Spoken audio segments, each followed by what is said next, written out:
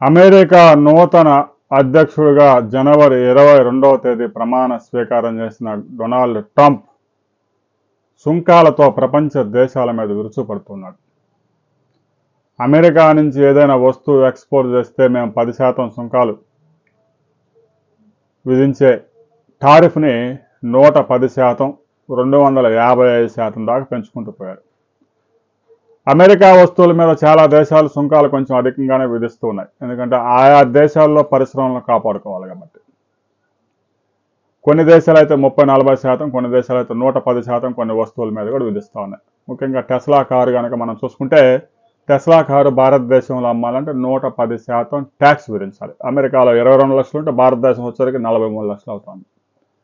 దీంతో అమెరికా అధ్యక్షుడు Donald Trump America వస్తువుల మీద విచ్చలవిడిగా సుంకాలు వేస్తూ ఉన్నారు.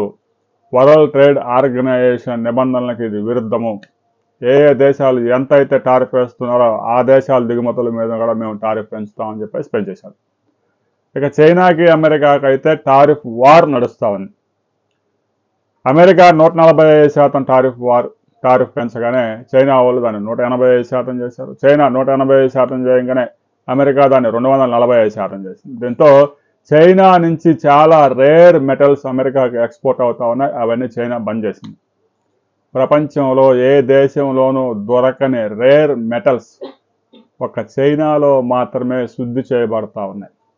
ముఖ్యంగా సెమీ కండక్టర్లు, మొబైల్ ఫోన్స్, టీవీలు, అత్యాధునిక యుద్ధ విమానాల తయారీలో ఉపయోగించే ఈ రేర్ మెటల్స్ అమెరికాకి చాలా కీలకం. దీంతో చైనా ఎప్పుడైతే రేర్ మెటల్స్ ఎక్స్పోర్ట్స్ ఆపేసిందో అమెరికా ఆలోచనలో పడిపోయింది. అంతేకాదు అమెరికా ప్రజల్లో కూడా పెద్ద ఎత్తున తిరుగుబాటు మొదలైంది. గత వారమే మనం చూసాం, 1400 ప్రదేశాల్లో 6 లక్షల మంది పైగా నిరసనకారులు రోడ్డు మీదకి వచ్చారు. తాజాగా గడిచిన 24 గంటల్లో అమెరికాలో 1200 ప్రాంతాల్లో నిరసనలు వ్యక్తమయ్యాయి. వలసదారులకి అక్కడ ఉన్న స్థానికులు మద్దతుగా నిలుస్తూ ఉన్నారు. మీరు ఎక్కడికి వెళ్ళొద్దు, మీకేమి కాదు, మేము చూసుకుంటాం.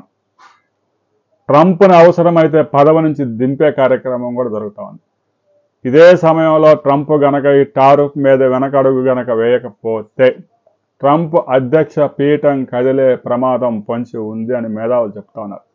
ఎప్పటికే 90 రోజుల పాటు వాయిదా వేసి ఆయా దేశాల్లో చర్చలు జరుపుతూ ఉన్నారు.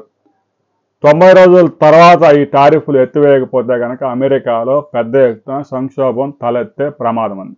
ఆర్థిక సంక్షోభమే కాదు, రాజకీయ సంక్షోభానికి అక్కడ పరిస్థితులు అనుకూలిస్తూ ఉన్నాయి. అక్కడ నిరసనకారులు పెద్ద ఎత్తున నిరసనలు తెలియజేస్తూ ఉన్నారు. అమెరికాలో ఉన్నటువంటి పౌరులు కూడా ఉద్యోగాలు కోల్పోతూ ఉన్నారు. ట్రంప్ తీసుకుంటున్న నిర్ణయాలతో అనేక పరిశ్రమలు కుదేలవుతూ ఉన్నాయి. ఇదే పరిస్థితి కనుక కొనసాగితే రాబోయే 6 నెలల కాలంలో అమెరికాలో 3 కోట్ల ఉద్యోగాలు కోల్పోయే ప్రమాదం ఉందని ఒక ప్రముఖ సంస్థ నివేదిక హెచ్చరించింది.